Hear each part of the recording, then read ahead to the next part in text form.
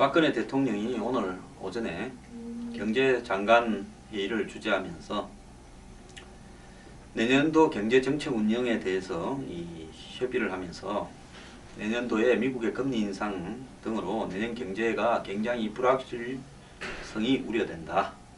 이런 과정에서 혁신 입법이 지연되고 후속개혁에 나쁜 영향을 미칠 것 같아. 저 국회에서 법을 통과 안 시켜서 나머지 개혁을 하기도 어려워진다. 그래서 경제 해성에 국회나 정치권이 굉장히 노력을 좀 해달라. 그리고 신흥국의 불안 가능성도 있고 위기 관리 플랜이 준비돼야 된다. 이민 정책도 제고돼야 된다. 그래서 외국 인력을 활용하는 방향도 고려돼야 된다. 그리고 국민이 간절히 바라는 것을 제쳐두고 무슨 정치 개혁이냐. 그리고 골든타임도 얼마 남지 않아서 비상한 각오가 필요하다. 이런 이야기를 했습니다. 여기서 골든타임이라는 것은 대통령이 개혁을 할 수 있는 남아있는 시간을 이야기하는 거겠죠. 자, 이런 상황에서 정의학 국회의장은 오늘 오전에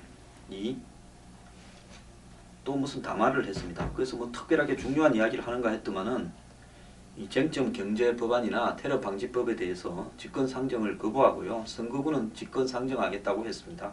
정의화 의장님 정말 끝까지 한번 자기 고집을 보이는데요.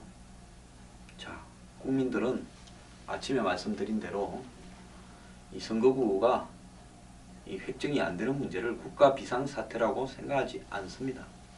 내 쌀독에 먹을 것이 떨어지면 그야말로 내 가정이 비상상태고 그 다음에 가정이 비상사태가 되면 결국 국가가 비상사태가 되는 거 아니겠습니까?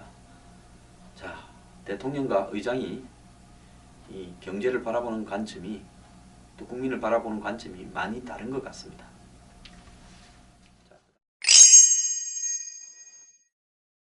네, 사회문제 좀 이야기하겠습니다. 한 외국인 칼럼니스트가요.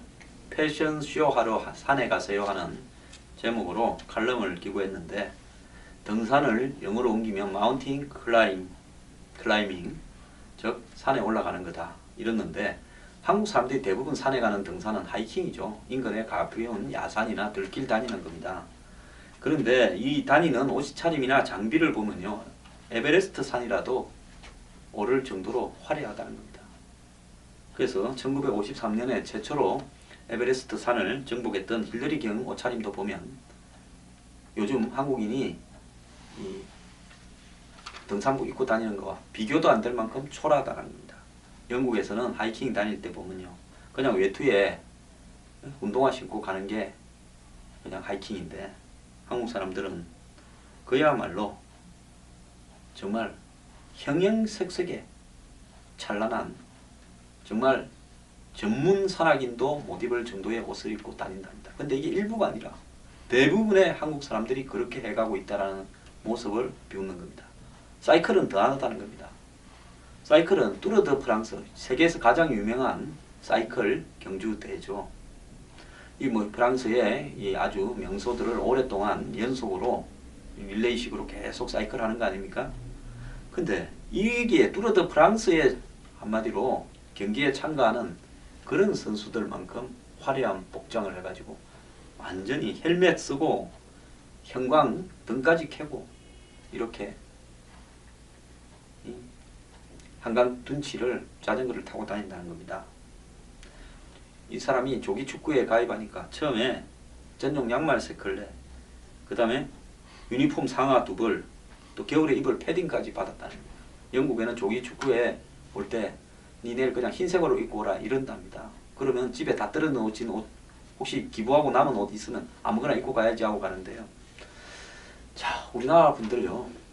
경제도 어렵고 우리가 아직 선진국도 아닌데 왜 이렇게 살아야 될까요? 왜 이렇게 남을 이렇게 의식하고 이렇게 신경을 쓰면서 불편하게 살아야 되고 또 이 과정에서 낭비되는 비용이 얼마나 크겠습니까? 스마트폰이 한국에서 가장 발전한 이유 중에 하나가 한국 사람은 누구나 다 새로운 스마트폰을 쓰려고 안간힘을 쓰고 노력하는 것이 스마트폰 산업에도 기여했다고 보는데요. 남 의식하고 살지 말고 좀 실속 있게 살아야 되는데 우리는 언제까지 이렇게 남하고 이렇게 경쟁을 의식하면서 살아야 될까요?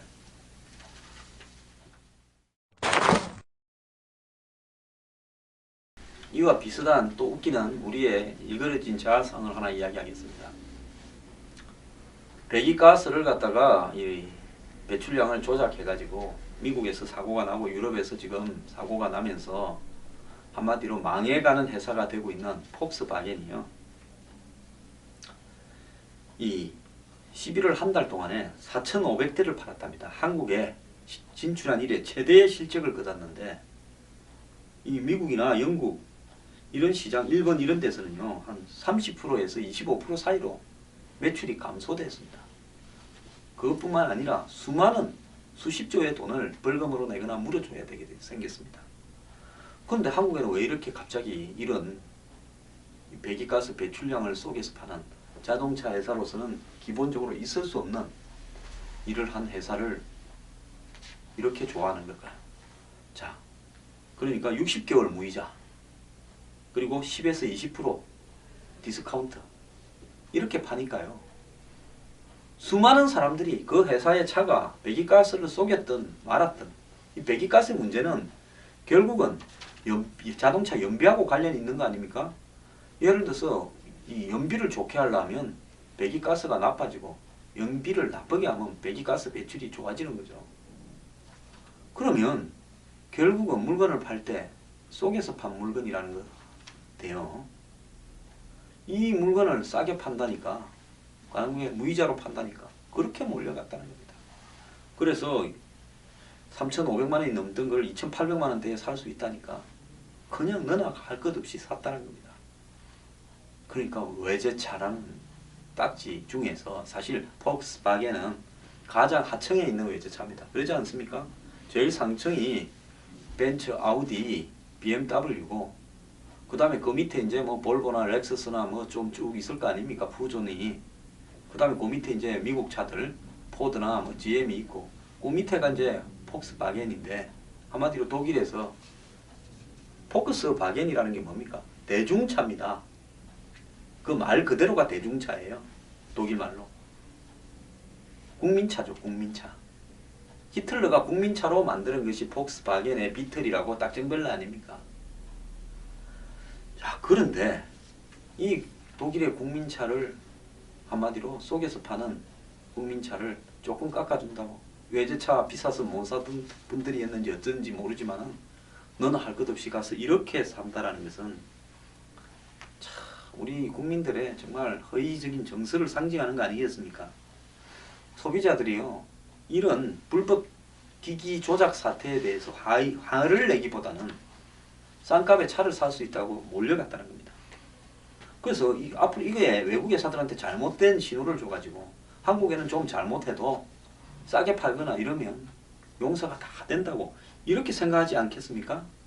원칙이 없어지는 거죠. 자, 우리가 이래 살아가지고 되겠습니까? 정말 스스로를 좀 돌이켜보는 시간도 가집시다.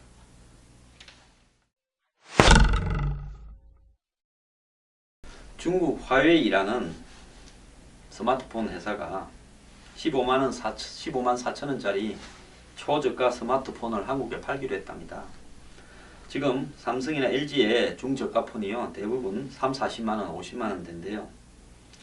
자, 이 소비자가 3만 원대 요금을 채택하면 거의 공짜로 보조금 받아서 이 폰 산답니다. 그런데 뭐 거의 수준이나 기기의 차이는 별로 없다고 합니다.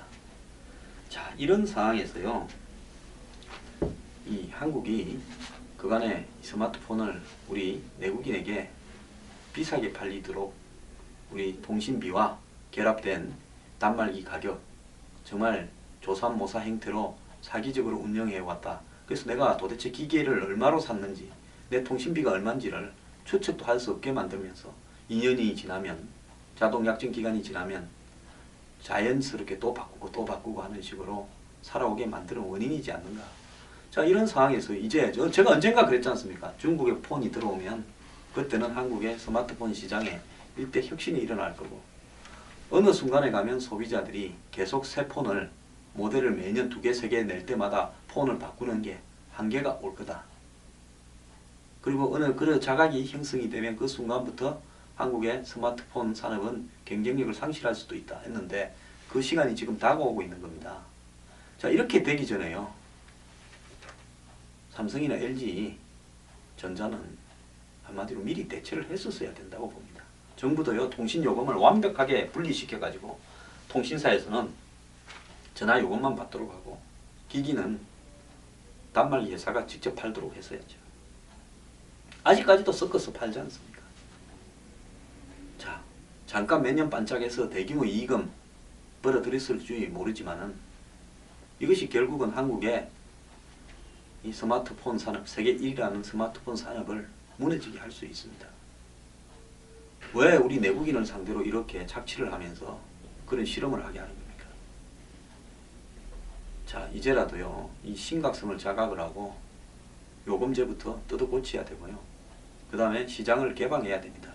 제가 자유시장 경제를 주장하시는 분들한테 왜 대기업이 필요할 때만 자유시장 경제를 이야기하고요, 대기업이 정신 차리게 해야 될 때는 자유시장 경제를 말을 하지 않습니까?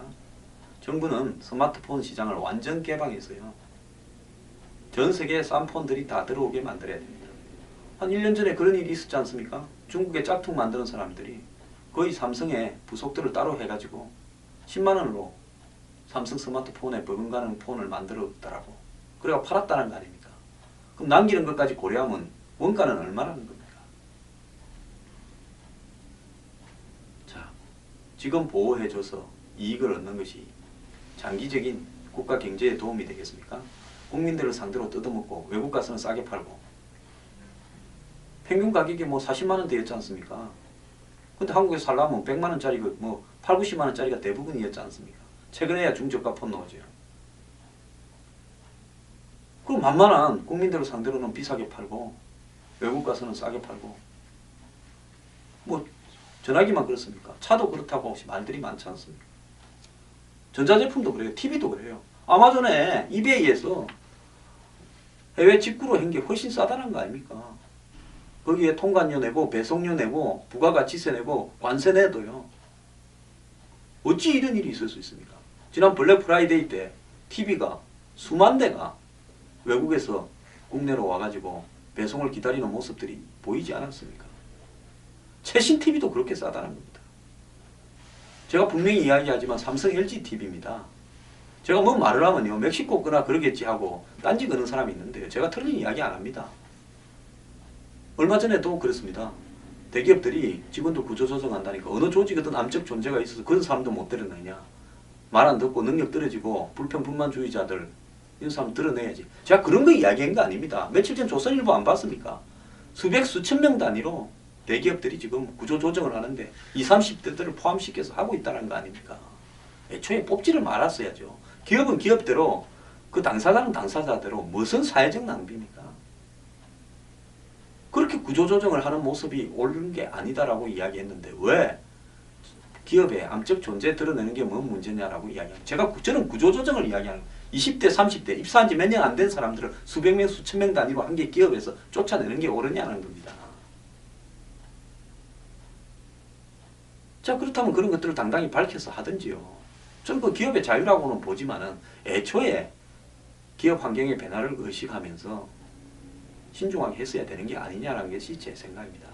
그리고 제가 기업마다 좀 인사고과에서 떨어진 문제 인사들을 쫓아내는 문제를 이야기한 게 아닙니다. 제가 어떤 문제를 이야기하면요, 무조건 편들라고 하지 말고요, 제 말의 내용을 좀 확인해 보고 하길 바랍니다.